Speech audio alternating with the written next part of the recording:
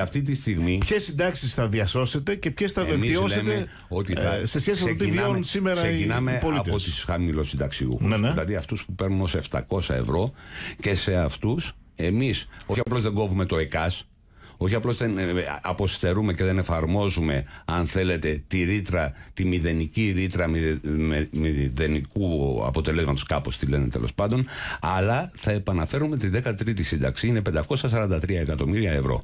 Και επειδή ο κύριος Βορίδης σκέφτεται πού θα βρεθούν αυτά τα λεφτά, δεν θα υπάρχουν νέα λεφτά. Εμείς είμαστε υπέρ των ισοσκελισμένων προϋπολογισμών και, αν θέλετε, και των ισοσκελισμένων απολογισμών. Διεκδικούμε να βγει το πρόγραμμα δημοσίων επενδύσεων έξω από αυτόν τον ισοσκελισμένο, για να υπάρχει μια όθηση ανάπτυξης, και επιχειρούμε και θα επιχειρήσουμε και θα το κάνουμε. Αναδιανομή του ήδη υπάρχοντος υπέρ των πιο φτωχών.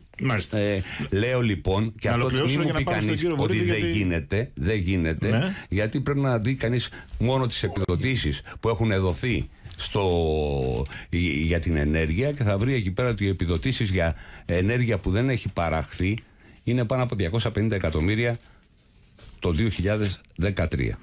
Μάλιστα. Με τα νέα